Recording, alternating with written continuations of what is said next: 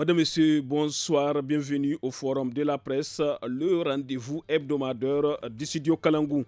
Cette semaine, les sujets qui ont dominé l'actualité au Niger s'articulent autour de la célébration ce mercredi 30 novembre de la 9e édition de la Journée nationale de la liberté de la presse. Ensuite, nous parlerons des assises nationales sur le recadrage des interventions des ONG et associations de développement au Niger.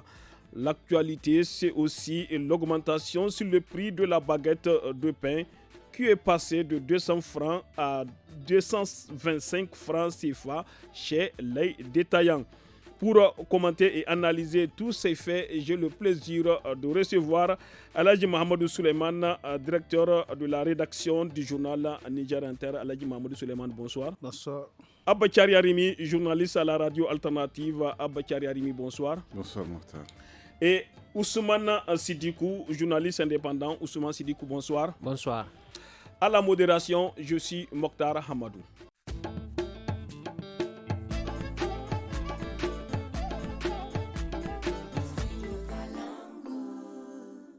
Nous débutons le forum de la presse de ce vendredi 2 décembre par la célébration de la journée nationale de la liberté de la presse.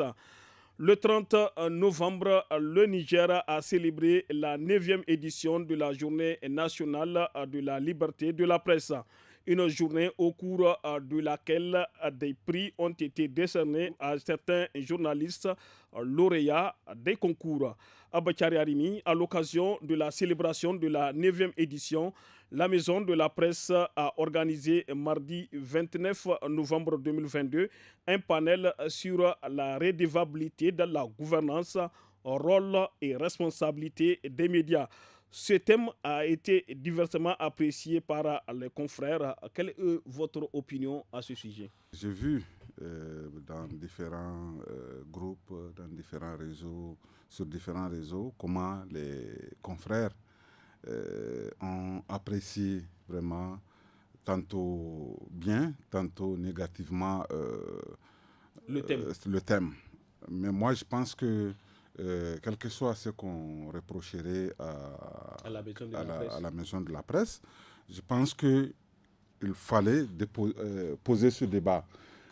La question de la redevabilité, appréciée par les médias nigériens, ça mérite attention. Et le pire serait vraiment de ne pas poser ce débat, puisque la question est réellement d'actualité. Aujourd'hui, malheureusement, ce que nous constatons, c'est normal, je dirais, mais vraiment ce que nous constatons au niveau des médias du Niger. Oui, mais Abakari, est-ce que ce thème cadre parfaitement avec les préoccupations des journalistes nigériens? Bon, à défaut de cadrer avec la préoccupation des Nigériens, ça cadre avec la préoccupation, en tout cas, de la population. La question de redevabilité, aujourd'hui, je vous dis que c'est une question d'actualité parce que divers scandales ont été soulevés à tort ou à raison, n'est-ce pas, sur toutes nos colonnes, n'est-ce pas, sur nos radios, sur les télévisions, nous avons eu à en parler et on continue à en parler. Et donc, ce n'est pas étonnant que la maison de la presse, en tant que fêtière, essaie de rapprocher ce que nous faisons, nous, en tant que corporation, nous, en tant qu'hommes de médias, avec l'actualité nationale que nous commentons. C'est tout à fait normal, à mon avis. Maintenant, je ne sais pas, c'est le droit de tout un chacun d'apprécier comme il veut ce que la maison de la presse, parce que c'est à nous. Mais aussi, malheureusement, les autres, même les citoyens, tout le monde passe par nous pour exprimer son point de vue. Et nous en utilisons aussi pour rendre public, vraiment, pour faire savoir notre point de vue. Et c'est ce que les camarades, les confrères ont fait. Ceux qui ont dit que ce n'est pas normal, c'est des avis. Et vraiment, c'est de cela que jaillit justement la lumière. Mais on ne peut pas reprocher à une maison de la presse de poser le problème de la redevabilité dans un pays gangréné, on ne cesse de le dire, par le détournement, par la corruption. Même si la personne est impliquée, tant mieux, mais ils donnent l'occasion d'en parler. Je crois que on ne peut pas reprocher ça à la maison de la presse. Moi, je pense qu'ils sont, sincèrement, hein, c'est des personnes que moi, j'ai fait un an sans voir, hein, parce que je ne me rends pas à la maison de la presse. Je n'ai rien de particulier. Ni aux activités Parfois aux activités. Il arrive que je sois impliqué, que je sois consulté et tout, mais ce n'est pas une raison. Moi, je pense qu'on ne peut pas reprocher à une maison de surcroît de la presse, n'est-ce pas, de poser un débat sur une actualité pressante et essayer d'impliquer à raison d'une journée nationale de la presse, vraiment les hommes de médias, je trouve que c'est normal. Merci beaucoup, Abachari Arimi. Alhaji Mahamadou Souleymane, que peut-on savoir encore au sujet de cette 9e édition de la Journée nationale de la liberté de presse célébrée ce mercredi au Niger? Merci Mokhtar. Je dois dire que c'est dommage que les uns et les autres ne comprennent pas que c'est une opportunité pour la presse d'être solidaire. C'est une journée nationale pour la presse. Donc c'est notre journée à nous. L'esprit de division... Mais ça a été célébré comment ici au Niger? Justement, donc on n'a pas à se diviser, on doit plutôt faire montre de synergie, s'unir. On a vu justement, par exemple, moi j'ai aimé dans son discours, le président du Conseil de la presse, il a plaidé pour les entreprises de presse, qui est une réalité, effectivement. Nous n'avons pas d'entreprise de presse au Niger parce que simplement, chacun essaie de faire cavalier seul. Il n'y a pas cette vision de mettre en avant nos problèmes, en tout cas ensemble, pour revendiquer ou bien en tout cas pour s'entendre. Regardez, moi je me suis amusé à regarder dans la sous-région, par exemple, dans certains pays, le fondement à la presse. La Côte d'Ivoire, on va dire qu'ils sont plus riches que nous. Ils ont jusqu'à plus d'1 milliard comme fonds à la presse. En 2020, ils ont dit 1 milliard 16 millions. Au Burkina, au Sénégal, c'est 700 millions. Même au Mali, c'est 600. Donc, regardez, ici chez nous, on est à 200 millions. Et souvent, ces 200 millions ne sont pas dégagés. Ou une anomalie, même quand on dégage. Par exemple, jusqu'à présent, le fonds à la... Le 2019, c'est récemment qu'ils ont... La veille déjà de la célébration de cette journée, les syndicats du secteur des médias publics ont signé un protocole d'accord avec le gouvernement nigérien. Oui, justement, ça c'est autre chose. La presse publique, encore qu'elle a le soutien de beaucoup de facilités du gouvernement. Mais la presse privée, parlons de la presse privée. Ils ont jugé que la subvention... La question, par exemple, de la presse privée, on a une loi sur la publicité, le CSC, en tout cas, ça dure vraiment. Donc, ça aussi, il faut examiner la situation. Il y a une défaillance. À quel niveau? Au niveau du CSC, au niveau du gouvernement. Moi, je pense que c'est des vraies précautions. La convention collective, j'ai entendu le président du CSC poser le débat. Mais qu'est-ce qu'ils ont fait, en tout cas, pour avancer cette question? Donc, on a des problèmes réels. Se mettre de côté, critiquer. Vous savez, comme on dit, la critique, c'est la chose la plus facile. C'est l'art qui est difficile. Il est question, véritablement, quand cette journée-là a été décrétée pour nous, qu'on se retrouve ensemble. Et regarde, par exemple, souvent, la salle, elle est vide quand il y a ces débats. Cette fois-ci, il faut même se féliciter que j'ai été venu pour faire le débat. C'est effectivement de la discussion, comme l'a dit Arimi, que j'ai eu la lumière. C'est une journée, c'est l'occasion pour nous de venir poser les débats. Qu'est-ce qu'il nous faut faire en tout cas pour investir la tendance à la précarité? Nous avons une presse précaire où les journalistes ne sont pas payés. Lorsque les gens ne sont pas bien payés, en tant que qu'est-ce qu'ils vont faire? Voilà pourquoi effectivement on ne peut pas avoir une presse de qualité parce que tout simplement chacun s'accroche avec son sac avec un journal qui le fait tout seul. Vous ne pouvez pas prospérer. Donc véritablement on a beaucoup de défis. Mais je me rends compte que nous ne sommes pas en ordre de bataille. Mais est-ce qu'au Niger, on est sur la bonne voie? On a des acquis, ça c'est incontestable. On a des acquis à la maison de la presse. Il y a le, mais est-ce que les choses évoluent positivement? Comme on dit, les institutions, les textes ne valent que ce qu'effectivement. C'est les hommes, c'est à nous de mettre un contenu, c'est à nous de nous battre. Si aujourd'hui, par exemple, nous sommes avec la même voix, on se dit qu'au gouvernement du Niger, nous ne sommes pas d'accord que dans la sous-région, les gens payent jusqu'à plus de 500 millions de fonds à la presse. Vous continuez à nous donner 200 millions. Nous pensons qu'il faut faire mieux. S'il y a la volonté politique, effectivement, ils peuvent nous écouter. Mais c'est qu'en réalité, nous sommes en train de disperser. Donc, et les gens veulent entrer dans l'esprit. Il y a une fête nationale.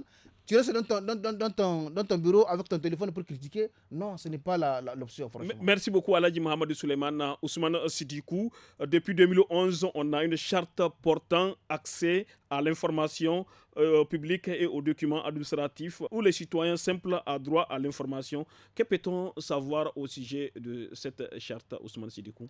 Merci Mokhtar, je vous renvoie à la question, même si d'aucuns pensent qu'on ne répond pas à une question par une question. C'est dire que le point d'interrogation jusque-là persiste.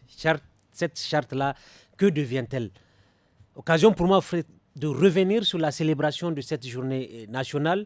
Vous l'avez si bien dit, mes prédécesseurs l'ont dit, la thématique, chacun y va de son commentaire.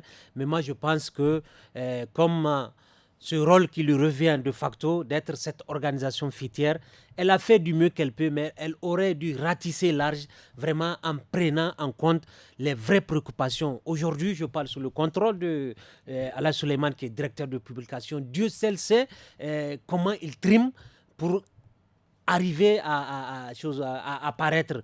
Aujourd'hui, c'est un fait indéniable. Les journaux, certains organes, je ne suis pas son organe, je parle au nom de l'ensemble de la corporation, je vous le rappelle au passage.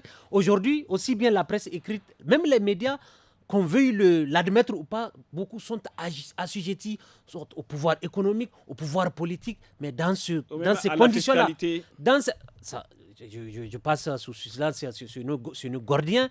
Dans ce cas, comment voulez-vous que vraiment ces médias-là puissent véritablement faire le travail qui est le leur? Aujourd'hui, cette célébration allait être l'occasion. Et souvenance, cette maison de la presse-là, les bisbilles qu'elle a eues avec les propriétaires des médias, c'est l'occasion vraiment de créer le cadre, que tout le monde s'assied. Je suis d'avis avec Al-Hajj, qu'on crève l'abcès. Aujourd'hui, même si comparaison n'est pas raison, dans beaucoup de pays, c'est pratiquement des miettes qu'on nous donne. Aujourd'hui, cette charte dont vous parlez là, aujourd'hui, est-ce que vous avez une fois entendu une des organisations socio-professionnelles des médias taper... Le Régia a fait beaucoup de tapage là-dessus. Le médiateur de la République a fait beaucoup de tournées de sensibilisation. Qu'est-ce que ça a donné? Je vous renvoie à la question. Qu'est-ce que ça a donné? Si tant est que l'offensive, le plaidoyer ont été menés tels qu'ils se devaient, en impliquant tous les acteurs, moi je pense que ça allait faire bouger les lignes. Mais l'un de l'autre, moi je pense que l'heure n'est plus vraiment à la division, que chacun se mette dans son côté. Aujourd'hui, ce métier que nous l'exerçons avec passion. C'est une vocation que nous avons décidé d'en faire. De ce métier, il faut qu'on se donne les moyens, que chacun, du mieux qu'il peut, vraiment amène sa contribution pour que ces métiers-là ne puissent pas tomber davantage, ne puissent pas continuer à perdre ces lettres de noblesse. Merci beaucoup, Ousmane Sidikou. Abachari Arimi, rapidement. En fait, je comprends que il est reproché des choses à la maison de la presse, n'est-ce pas? Mais les gens se saisissent juste de l'occasion qu'ils ont à l'occasion de cette fête de la presse au Niger. Mais ça, c'est des questions au quotidien. Qu'est-ce que les gens ont fait pour faire bouger les choses? C'est une association, c'est une organisation fêtière. Est-ce que les gens ont essayé de bousculer pour que les choses changent? C'est de cela. Ce n'est pas en un jour. Le débat qu'on pose en un jour ne change presque rien. Selon vous, Abachari Arimi, les gens ne font rien pour défendre leur gagne-pain? Tout simplement, je suis entièrement d'accord que c'est comme ça, mais ça fait plus de 20 ans, on est dans cette affaire. On connaît les difficultés liées aux journalistes, aux simples journalistes, de faire bouger les choses. Les difficultés qu'on rencontre sont connues de tous, mais par où passer, je pense que ce n'est pas à la seule maison de la presse qu'il faut s'en prendre. Il faut que tous... Parce que tout de suite, quand on dit élection, on sait comment ça va se passer. Quand on dit que quelqu'un va prendre la maison de la presse ou une autre organisation qui regroupe les journalistes, on sait comment ça se passe. Donc vraiment, le problème, ce n'est pas juste le thème d'une journée, la conférence, le thème d'une conférence d'une journée. C'est un problème profond. Les gens, s'ils sont en mesure de se réunir pour faire bouger les choses, c'est de cela qu'il s'agit. Merci beaucoup, Abachar Arimi. Rapidement, 30 secondes. J'ai vraiment juste quelques propositions. Par exemple, vous voyez, le président de la maison de la presse a dit que les heures remis au premier, c'est un plan d'accompagnement à la presse après la Covid. C'est qu'effectivement. Mais jusqu'à présent, ça fait. Mais justement, on a constaté qu'en fait, absolument. Mais ce qui est grave, selon une source, quelque chose a été fait, mais au niveau du comité Covid, qu'est-ce qui a été fait? Ça, je pense qu'il y a un travail de vérification à faire. L'autre élément, s'il te plaît, Mouktar. Rapidement, Aladji Mohamed. Par exemple, vous voyez ce concours-là, par exemple, de journalistes. Mais, par exemple, c'est une synergie aussi. Il faut réfléchir, dire qu'en fait, vraiment, ceux qui le font. Peut-être, il faut voir les partenaires. Il faut peut-être revaloriser ce qu'on donne aux gens, par exemple, un journaliste qui c'est gagne, dérisoire selon vous. Qu'il puisse vraiment avoir peut-être un terrain, en tout cas construire sa vie. Et voir par exemple par rapport à cette question, en Côte d'Ivoire par exemple, c'est un exemple très important. Ils ont même créé un cadre pour les journalistes d'accéder à l'immobilier, en tout cas accompagné pour la santé, accéder à la santé. Ça, vous voyez que si on fait ça aux journalistes aujourd'hui, comme on dit précaire, si tu as accès à la santé, tu peux avoir un terrain, c'est déjà en tout cas des moyens pour en tout cas de te motiver. Merci à tous. Passons à présent au second sujet de ce forum de la presse. Les assises nationales sur le recadrage des interventions des ONG et associations de développement au Niger se sont tenues du 28 au 30 novembre à Niamey. Pendant 3 jours, le ministère de l'aménagement du territoire, en partenariat avec les organisations non gouvernementales et associations de développement, se sont attelés en vue de mieux réguler ces secteurs. Ousmane Sidikou, placé sous le thème « Dialoguer, décider et agir ensemble pour améliorer la performance du secteur des ONG et associations de développement au Niger ». Cette rencontre, la première au Niger, a pour objectif de recadrer les interventions des ONG et associations de développement en vue de mieux orienter vers la contribution et la mise en œuvre des politiques publiques nationales et locales. A-t-on besoin de recadrer les interventions des ONG et associations de développement au Niger? Merci Mokhtar, c'est-à-dire ces assises-là, moi je pense que ça a même beaucoup tardé. C'est-à-dire, ça a tardé, on devait le faire depuis longtemps. Depuis longtemps. Et pour preuve, je vous assure, quand vous prenez la région de Difa, tout comme celle de Tillabéri, des régions que je connais parfaitement. En proie à l'insécurité. Non, justement, même si c'est des régions en proie à l'insécurité, est-ce une raison que nous assistions, sur à quoi nous assistons, c'est-à-dire un foisonnement, c'est-à-dire un fourre-tout. Je vous assure, allez-y à l'entrée de la ville de Difa. Je parle sous le contrôle de Armi. Le nombre de plaques d'ONG que vous allez voir dépasse l'entendement humain.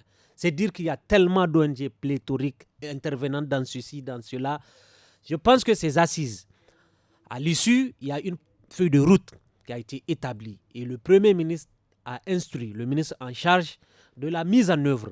Parce que ce à quoi nous assistons sur le terrain aujourd'hui, Mokhtar, il y a tellement d'ONG et associations qui interviennent. Qui fait quoi et qui fait où. Et la preuve est souvenance que dans des localités, certaines ONG auraient été étiquetées d'avoir contribué ou bien d'aider des groupes armés. Aujourd'hui, s'il y avait un Euregan, si c'était réglementé, si c'était bien cadré, je ne dirais pas que ça n'allait pas se produire, mais la situation n'allait pas prendre de telle ampleur.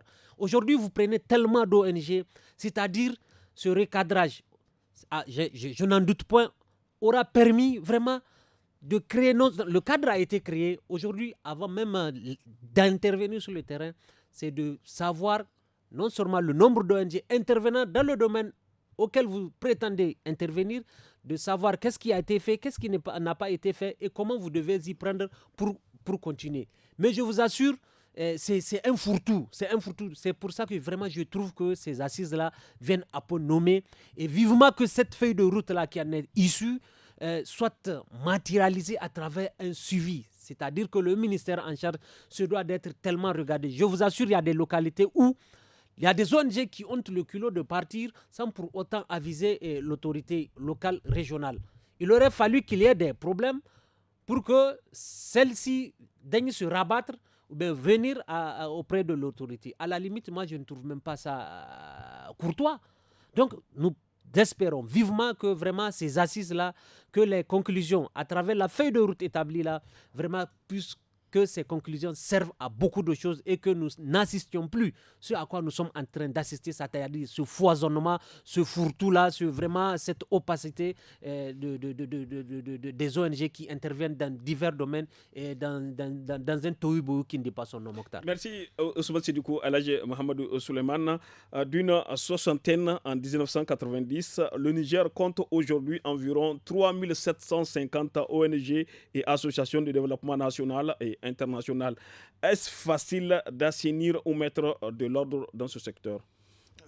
Pour l'État, ce n'est pas une tâche impossible. Et puis, ce n'est pas négatif. C'est-à-dire que si on est d'accord, et ils l'ont dit, le Premier ministre l'a dit clairement, le ministre, on reconnaît effectivement qu'il accompagne le développement. Ils ont aussi l'autre, en tout cas, qualité d'être aussi proches. Ils connaissent le terrain des communautés. La population à la base. Tout ça, absolument, c'est des choses qui ont été reconnues. Mais il y a des défaillances, effectivement, qui ont été relevées. Le Premier ministre parle des ING et dit des individus non gouvernementaux, parce qu'effectivement, il y a des gens qui gèrent tout ça, une association. Effectivement, tu vas faire des TDR, avoir l'argent des philanthropes, en tout cas au nom des populations. Donc, il faut aussi, la question de la redevabilité dont parle Arimi, effectivement, les gens sont intéressés parce qu'il faut rendre compte. Il faut rendre compte justement lorsqu'on prend de l'argent au nom de la population, il faut le justifier. Et il y a vraiment, sérieusement parlant, des ONG, associations de développement, qui font des choses vraiment qui viennent pallier, compléter l'action de l'État. Mais est-ce que l'État peut contrôler toutes ces 3000 et quelques ONG associations? Je t'ai dit, c'est l'État qui a donné des arrêtés. De la même façon, il a donné des arrêtés, effectivement. Il y a aussi d'autres instances. C'est pourquoi, d'ailleurs, en fait, on parle de recadrage. Non, je t'ai dit, pour l'État, vraiment, ce n'est pas impossible. Absolument, ce n'est pas la mer à boire. Donc, et je pense que si on a décidé de le faire, c'est parce que cela est possible. Donc, désormais, je pense que c'est une très bonne chose. Pour une question de cohérence et d'efficacité, l'État a décidé donc justement de voir clair et effectivement, ça va aussi faciliter le travail pour tout le monde. Donc moi je pense que c'est là, parce que j'ai dit tout à l'heure, parce que quand vous prenez des ONG, je parle du populisme, on parle là, parce qu'Armi est là. Par exemple, Alternative, j'ai vu récemment, ils ont fait un forum pour la jeunesse où ils ont parlé des questions de sécurité, vraiment des migrations, de gouvernance, où les jeunes ont fait un appel vraiment sur des préoccupations réelles et ça, c'est l'action de l'État. Ils viennent compléter, dire à l'État, voilà les vrais besoins des jeunes. Au lieu de décider à la place des jeunes, voilà ce qu'ils font. Quand je prends par exemple la plateforme paysanne dans le domaine de l'agriculture, qui font des choses intéressantes. Donc il y a vraiment des ONG de développement effectivement qui jouent leur rôle. Et c'est l'État qui trouve vraiment l'intérêt en fait, à les accompagner. Donc je pense que mettre de l'ordre dans ce monde-là, c'est une nécessité impérieuse. Et je pense que ça va permettre de voir clair parce que tout simplement, lorsque on demande à ces ONG de faire des rapports, de justifier l'argent qu'ils mobilisent, effectivement, ça pour qu'effectivement désormais, quand il y a des défaillances, effectivement, il doit y avoir des sanctions. Merci beaucoup Alhaji Mohamedou Souleymane. Abakar Arimi, président les travaux des assises, le Premier ministre Oumoudou Mahamadou a relevé que les qualités annoncées des ONG cachent souvent des faiblesses telles que le manque de transparence dans le processus de décision, des comptes et rapports mal tenus. Certaines ONG se reposent sur un seul individu. Malgré l'existence de toutes ces difficultés, certains observateurs voient l'occasion pour le gouvernement nigérien de pouvoir mettre sous coupe réglée certaines ONG et associations de développement. Quelle est votre opinion à ce sujet? La démocratie a ses règles. Il y a des organisations non gouvernementales, il y a l'État, il y a les associations de développement. C'est normal. Et comme a eu à le dire Laïch Suleiman, c'est l'État qui a donné l'autorisation de s'installer aux ONG internationales et d'être créé aux ONG et associations nationales. Moi, j'ai comme l'impression qu'il y a un non-dit. Parce que, normalement, tout est déjà recadré, tout est connu. Parce que chaque ONG, chaque association dépose un rapport annuel, n'est-ce pas, de ce qu'elle a eu à faire au cours de l'année. N'est-ce pas? C'est déposé au niveau de la DONGAD. Mais, Si mais est-ce que toutes les ONG déposent non, les rapports? Non, mais attendez. Aussi, on sait qu'on est dans un pays bien vraiment contrôlé et tout. Aujourd'hui, même un virement d'une ONG ou d'une association est contrôlé par... il te faut amener, y compris ton projet pour lequel tu es financé, pour pouvoir recevoir l'argent même dans ton compte. Donc, je ne sais pas qu'est-ce qui est visé. Mais aujourd'hui, je crois qu'il faut faire le pour et le contre des choses. C'est extrêmement important. Aujourd'hui, c'est quoi le pour? Ce qui est arrivé dans notre pays, ce qui est en train d'arriver, notamment le problème sécuritaire. Imaginez le financement du terrorisme. Imaginez qu'il n'y ait pas d'ONG ou d'association dans ce pays-là. Qu'est-ce qu'allaient être les populations de Difa? Qu'est-ce qu'allaient être les populations de Tillabéri? N'est-ce pas? Ces ONG-là, malheureusement, moi, ce sur quoi on aurait pu insister, on peut essayer de savoir, en plus de ce que l'État fait ou essaie de faire pour prendre en charge une population déplacée, pour construire des puits, pour construire des classes, parallèlement, qu'est-ce que les ONG sont en train de faire? Si on peut les évaluer, je crois que c'est extrêmement important et c'est bien de le savoir parce que si on le sait, je crois qu'il y a certaines choses, on ne les dirait pas. On nous dit non, il y a des gens, ils sont seuls pour leur association. Mais il faut d'abord balayer devant chez soi. Il y a combien de partis où c'est une personne? Dans le sac. Hein? Mais alors, il y a des partis comme ça ou pas? Oui. Nous sommes hommes de médias. Oui. On vient tous juste de dire que ton journal ou ton média, c'est toi seul et ton sac dans ta voiture, ton cachet est dans le sac. C'est à l'image du pays aussi. De la gouvernance. Hein? Au niveau donc c'est de cela qu'il s'agit. Il ne faut pas prendre un secteur aussi important. Si on paralyse un domaine comme celui des ONG et des associations, je vous assure ce qui peut arriver. Parce qu'il y a des guichets auxquels le gouvernement ne peut pas mobiliser de l'argent. Ce n'est pas possible. Or, cet argent-là, qu'on le veuille ou pas, ça rentre au Niger, n'est-ce pas? Et c'est généralement mis à la disposition. Ceux qui te donnent de l'argent, oui, on ne fait pas peut-être les rapports au gouvernement, mais ceux qui te donnent l'argent, ça ne se passe pas comme ça. Hein. Tu prends l'argent de l'Union européenne, des États-Unis, mais tu justifies au franc près. Il te reste 5 000 francs, tu dois restituer.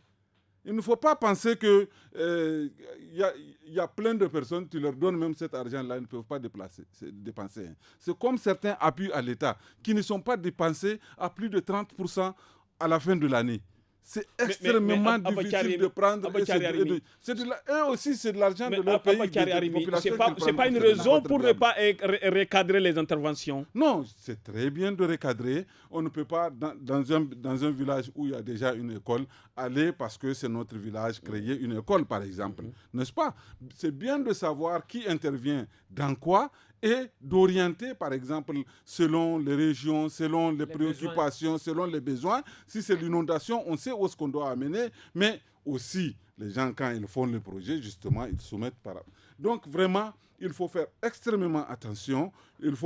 On ne peut pas faire des omelettes sans casser les œufs. Oui, les gens qui essaient de détourner ces ressources mobilisées dans le cadre des projets, ça existe, c'est évident, mais c'est comme partout. Et donc, vraiment, allons mollo. Il ne faut pas profiter pour mettre fin à certaines de régler des comptes, ce ne serait pas bien. C'est désormais officiel, le prix de la baguette du pain est passé à 225 francs CFA chez les détaillants au lieu de 200 francs CFA. Toutefois, le prix reste inchangé à la boulangerie et 200 francs CFA. L'annonce a été faite lundi à Niamey à l'issue de l'Assemblée générale extraordinaire du syndicat syndicat patronal des boulangers et pâtisseries du Niger. La hausse du prix et des matières premières explique cette augmentation selon Hassan Mohamedou, secrétaire général du syndicat. Alhaji Mohamedou Suleiman, cette hausse est-elle réellement la conséquence de l'inflation des prix des matières premières avec la tonne de farine qui est à 550 000 francs CFA, aussi pour le cas de l'huile et de l'électricité, etc.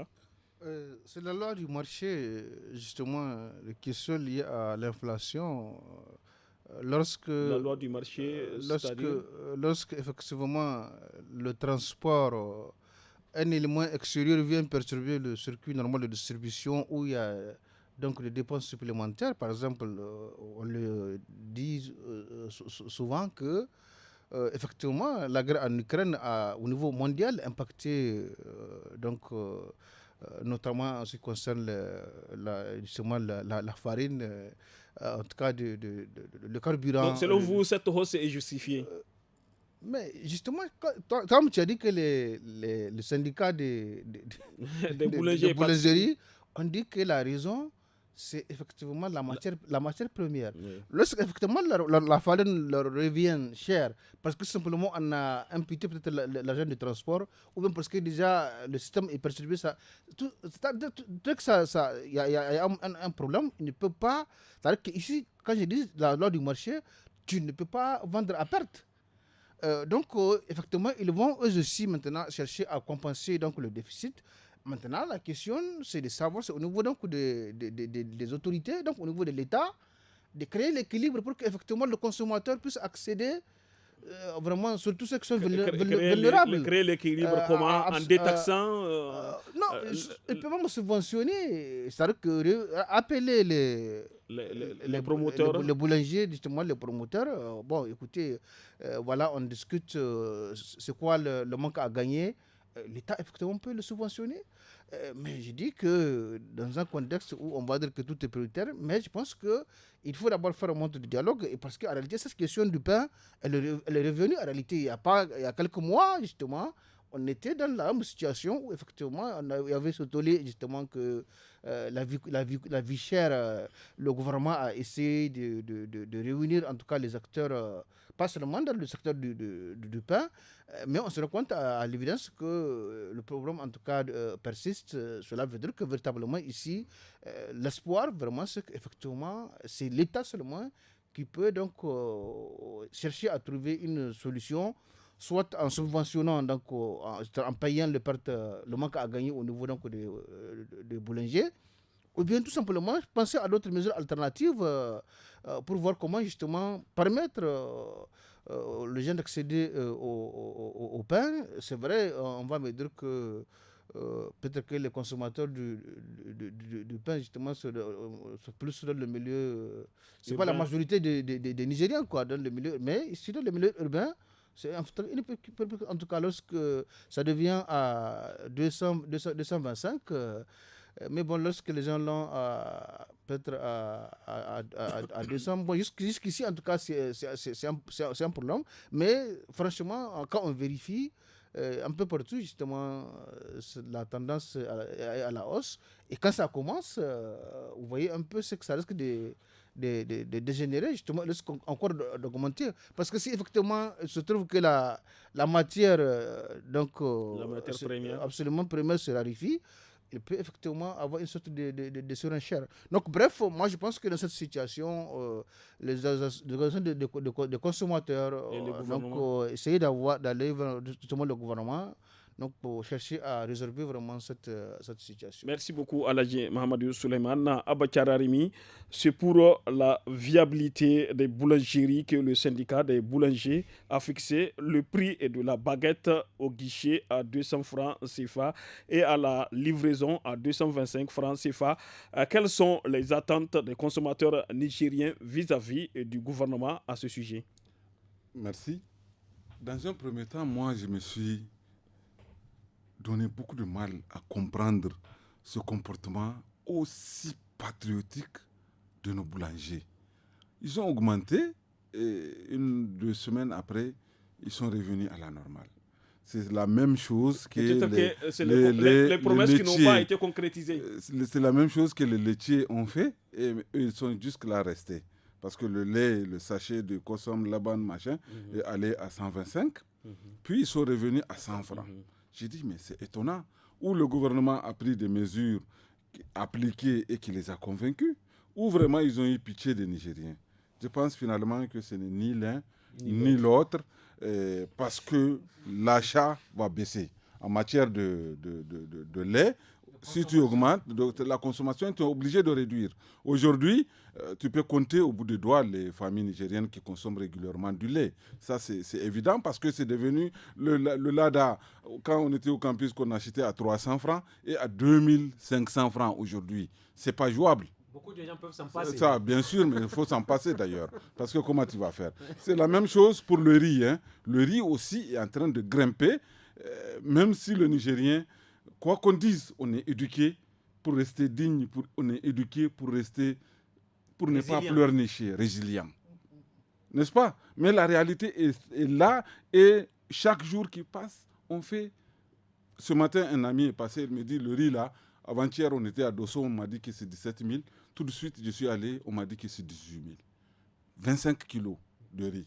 Sincèrement, est-ce que c'est supportable?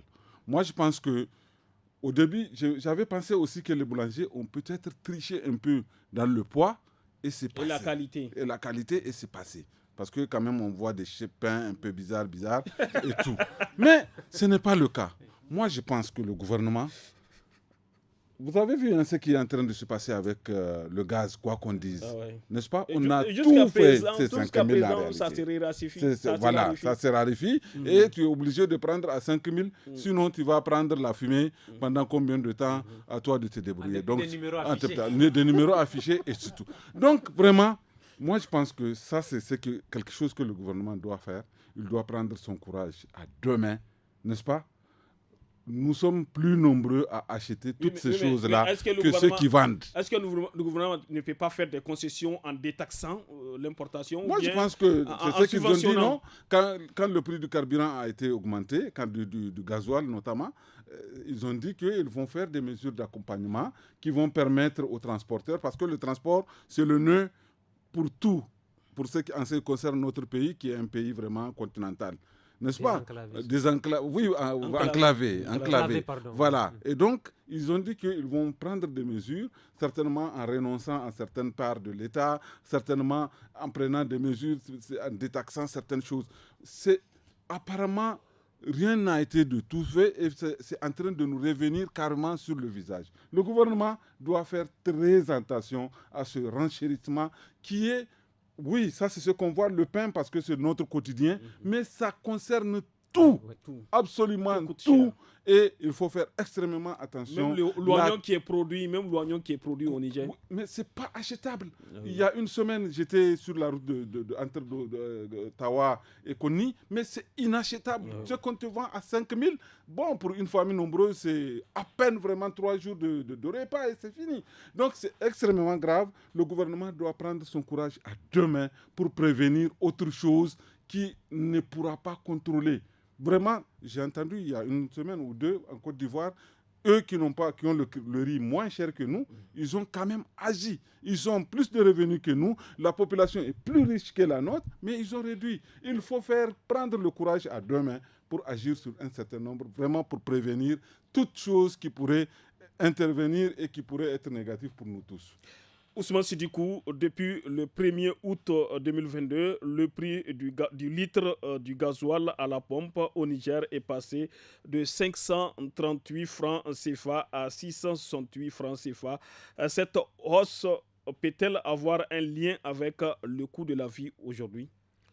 Vous savez, aux premières heures de cette augmentation, ce que nous appréhendions ici sur votre plateau, beaucoup avaient fait la corrélation avec la consommation à travers les véhicules. Mais à l'épreuve des faits, vous voyez ce que nous sommes en train de subir et continuons à subir dans nos chairs à travers la consommation. Arimi l'a si bien dit. Aujourd'hui, je vous assure, c'est la partie visible de l'iceberg, le prix, la hausse du prix de la baguette. Mais c'est du jour au lendemain que ces commerçants véreux augmentent sans raison, sans explication, les prix des différents produits que nous consommons. Et tenez-vous bien, nous sommes, le carême, le mois béni pointe le nez, et ça serait l'occasion davantage pour corser vraiment les prix aux grandes dames des consommateurs que nous sommes.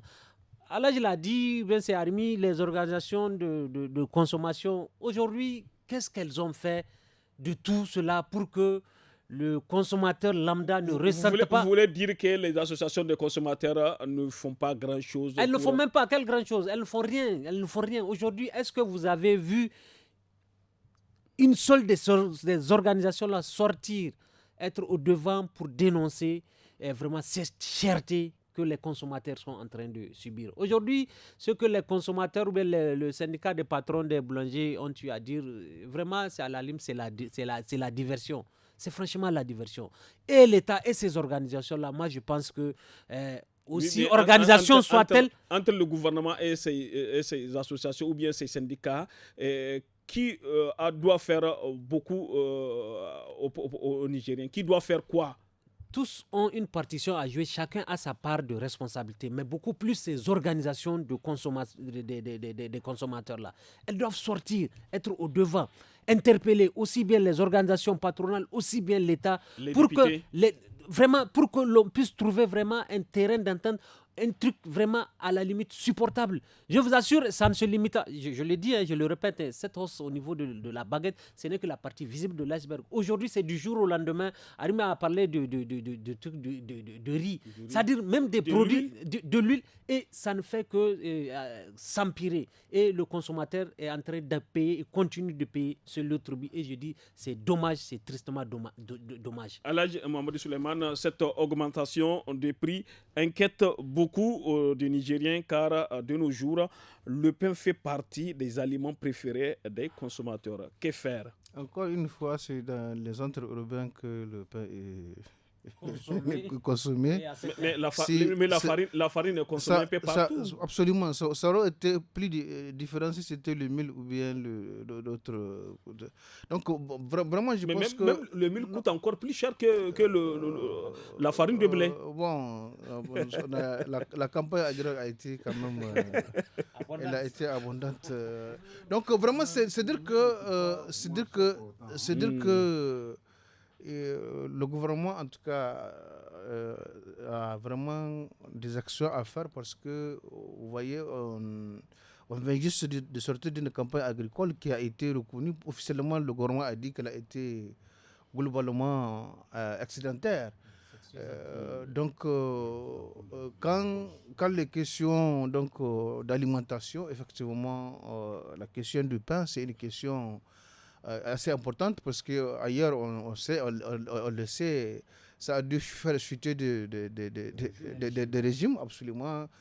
Donc, par conséquent, c'est des questions essentielles sur lesquelles je suis sûr que l'initiative, en tout cas, du gouvernement, à ce moment, de réunir tous les partenaires pour agir sur la vie chère, elle est à rééditer. En tout cas, il va falloir, si les boulangers ont décidé d'autorité de faire ce qu'ils ont fait, il va falloir au niveau du gouvernement et de tous les acteurs, qu'on se retrouve ensemble pour examiner la situation, trouver une solution au profit de tout le monde. Oui, Abakari Arimi, est-ce que les associations des consommateurs ont un rôle éminemment important à jouer à ce niveau?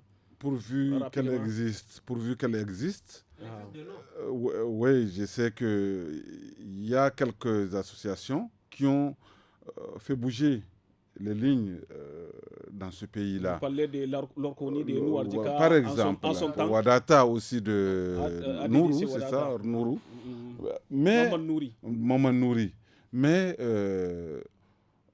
normalement, ailleurs, ces associations sont il y a aussi le Rasconi. Oui, tout à fait. Ces associations sont nombreuses, mais aussi actives. Les nôtres, vraiment, ont tendance à être dans la réunionnite, n'est-ce pas? C'est-à-dire? Ils participent à des réunions de la chambre de commerce, des commerçants, des trucs. Ils vont te dire que hier, on était avec le gouvernement, avec le ministère du Commerce, mais il ne faut pas qu'ils oublient que chaque jour qui passe, leurs membres, qui sommes nous autres, n'est-ce pas, les consommateurs, n'est-ce pas, souffrant. Ouais. Et donc vraiment, les médias doivent aller vers eux, n'est-ce pas, susciter vraiment leur réaction, mais aussi, eux aussi, elles doivent être actives au moment où le renchérissement du coût de la vie est vraiment une réalité. On l'a en pleine figure. Moi, je pense que juste 30 secondes, moi je pense que certes, elles doivent aller vers les médias, mais c'est le moment opportun. Elles, beaucoup plus doivent aller parce qu'elles sont interpellées, Arimi. Moi, je pense qu'elles doivent sortir et taper du poing sur la table. C'est pour ça que je dis qu'elles n'existent que de nom. La preuve, c'est le silence. Merci beaucoup, Ousmane Sidikou. Nous sommes au terme de ce forum du studio Kalangou. Merci à nos invités, Alhaji Mahamadou Souleymane, directeur de la rédaction du journal Niger Inter, Abakari Arimi, journaliste à la radio alternative, et Ousmane Sidikou, journaliste indépendant. Merci aussi à vous tous, chères auditrices, auditeurs, téléspectatrices et téléspectateurs, pour votre fidélité au programme du studio Kalangou. Rendez-vous samedi et dimanche dès 17h sur nos 52 radios pour suivre l'actu des jeunes suivis de tous à la FADA. Et à partir de 18h15 samedi, suivez le forum en Hausa et dimanche celui en Zarma. Merci aussi à la technique côté son assurée par Saini Saka, Mustapha Ayouba à la réalisation, c'était Mokhtar Hamadou à la modération du forum. Merci, au revoir.